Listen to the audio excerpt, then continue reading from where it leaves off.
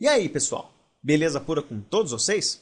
Na nossa 18ª aula do curso de farmacologia, eu vou falar para vocês um pouquinho dos aspectos gerais do uso dos fármacos, ou seja, por quais razões nós utilizamos os fármacos. Pode parecer até uma aula redundante, mas é uma aula importante porque ela nos dá os princípios necessários para entender o funcionamento dos fármacos e por quais razões os fármacos podem desencadear uma resposta biológica e também efeitos adversos.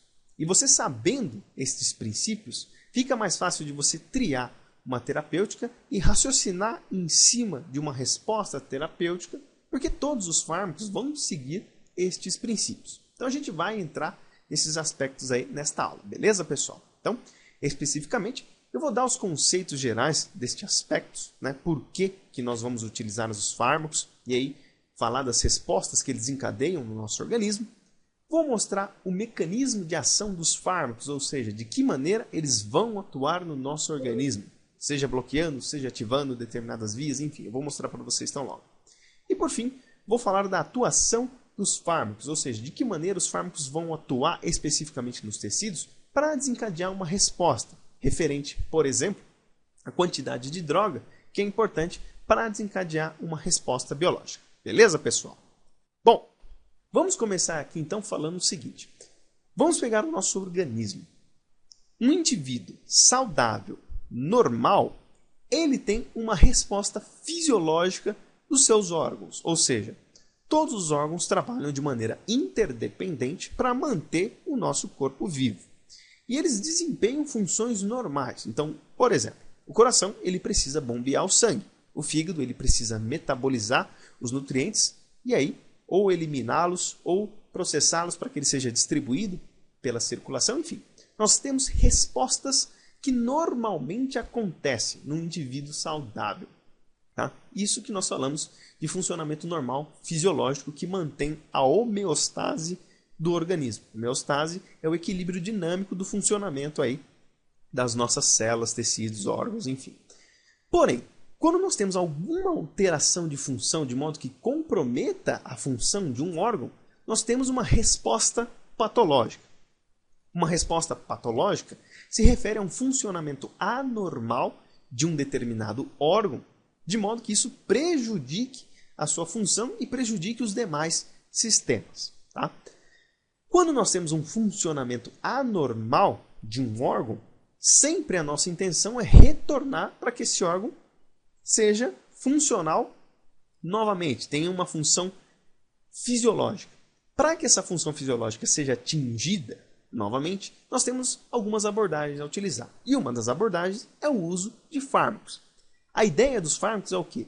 É estimular ou bloquear uma resposta do órgão em questão que está com um funcionamento anormal para que ele retorne a uma resposta fisiológica e funcione normalmente a partir daí. Portanto, a gente pode dizer que os fármacos apenas modulam as vias sinalizadoras e metabólicas pré-existentes do nosso organismo com o intuito terapêutico de reestabelecer a homeostase dos processos fisiológicos. Ou seja, qualquer droga, qualquer fármaco que você trabalhe, ele não vai desempenhar uma resposta caso não exista nada para que ele possa se ligar e desencadear uma resposta específica. Ele apenas modula aquilo que o nosso organismo já possui. Vou dar um exemplo para vocês. Vamos pegar dois organismos, o organismo A e o organismo B. E vamos pegar um fármaco qualquer aí, que ele vai dar um sinal aí para essas duas vias hipotéticas, a via A e a via B. Pelo menos é o que se espera. Tanto a via A como a via B possuem um funcionamento anormal. Então, vamos supor uma via bioquímica. Estas duas vias bioquímicas estão alteradas, ou estão produzindo um produto de modo excessivo, ou não estão produzindo um produto. Então o fármaco ele vai tratar de normalizar isso. Só que existe uma grande questão.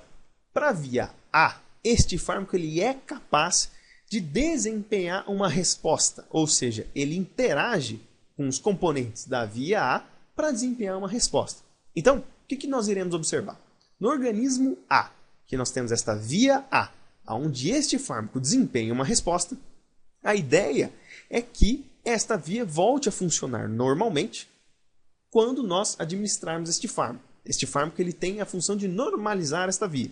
E quando a gente administra, obviamente, de acordo com os processos terapêuticos adequados, a gente trata de normalizar essa via e ele passa a funcionar normalmente. Entretanto, para essa via B, nós não temos uma resposta que o fármaco seja capaz de atuar. Portanto, nós ainda continuaremos com o funcionamento anormal, dado que, como este fármaco não tem nenhuma resposta de bloqueio ou de estimulação da via B, ela continuará a funcionar de maneira anormal e isso continuará, obviamente, a prejudicar o organismo B. Então, nesse slide fica claro para nós que os fármacos apenas atuam em componentes que já existem no nosso organismo. Caso esse componente não exista e o fármaco atue neste componente, nós não teremos nenhuma resposta aí que seja capaz de modular qualquer via do nosso organismo. Beleza, pessoal?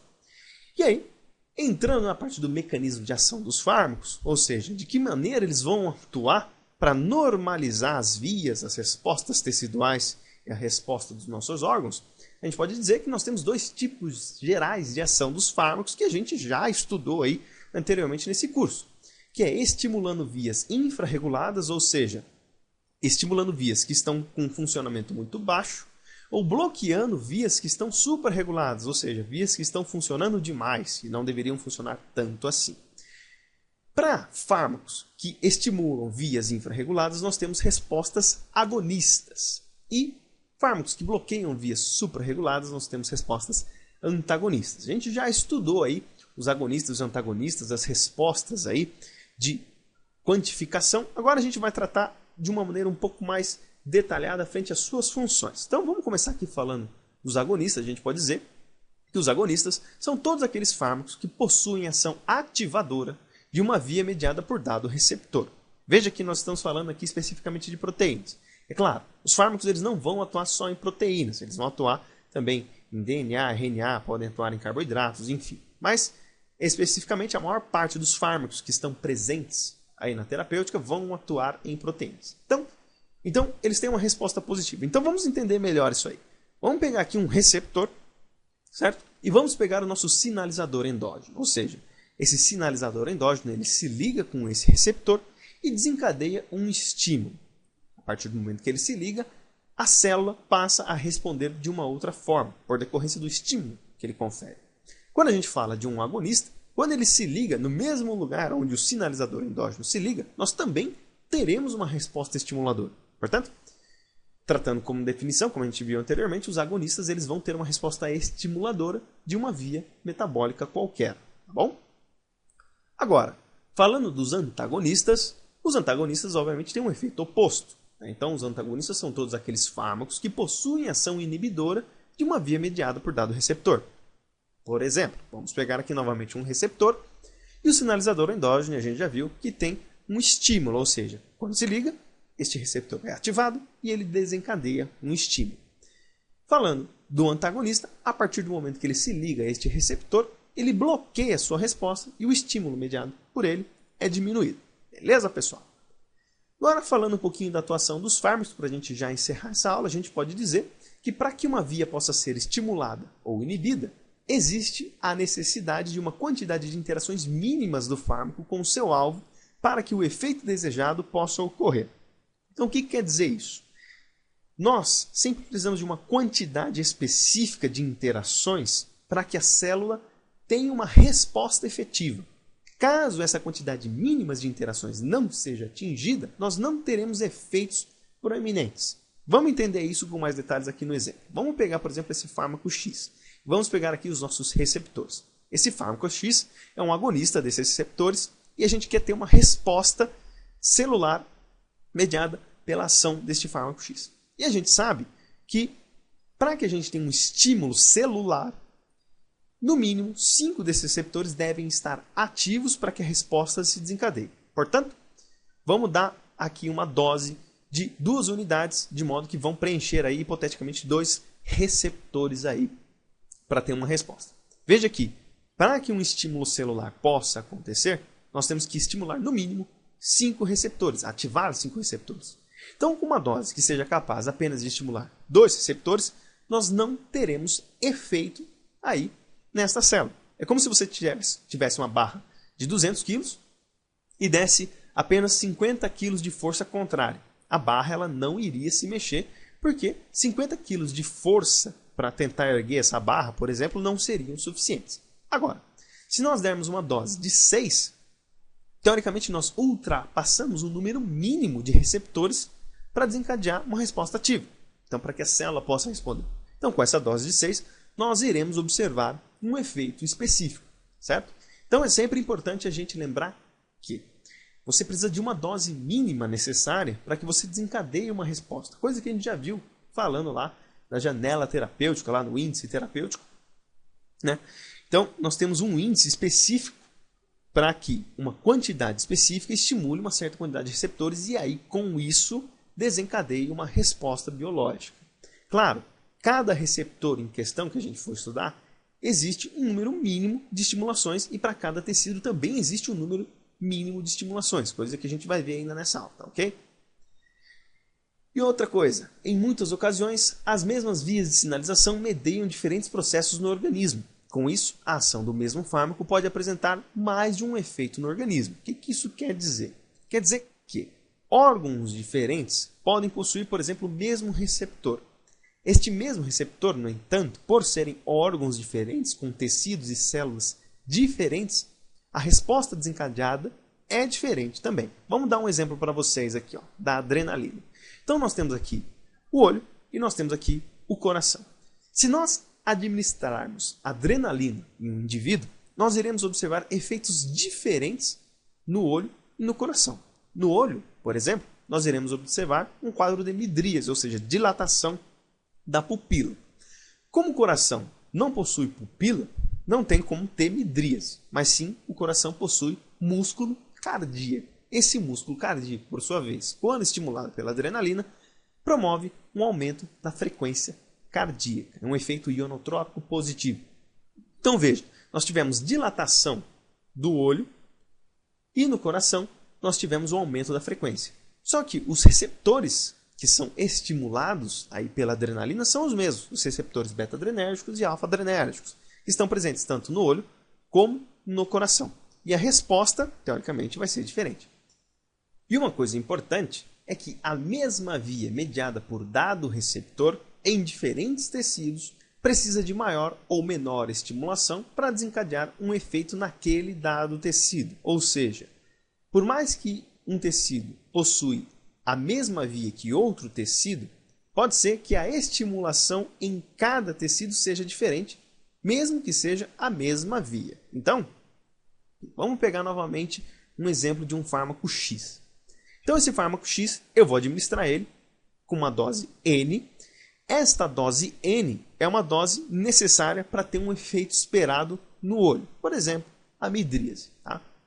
Então, eu dou uma certa quantidade deste fármaco, administro uma certa quantidade, e esta quantidade vai me desencadear aí uma resposta no olho. Só que este fármaco ele também serve para desencadear uma resposta no coração. Só que, para que eu seja capaz de desencadear esta resposta no coração, eu preciso dar a dose N mais 1. Só que, veja, a partir do momento que eu administro este fármaco, e este fármaco ele cai na circulação do indivíduo, passa a ter uma ação sistêmica, né? Nós vamos ter a distribuição por todos os tecidos. Então, no coração, essa dose de N mais 1 vai ter um efeito esperado. Porém, como está distribuído por todo o organismo, esta dose também vai parar lá no olho. E aí, nesta intenção de resposta direta no coração, não é nossa intenção ter uma resposta ocular.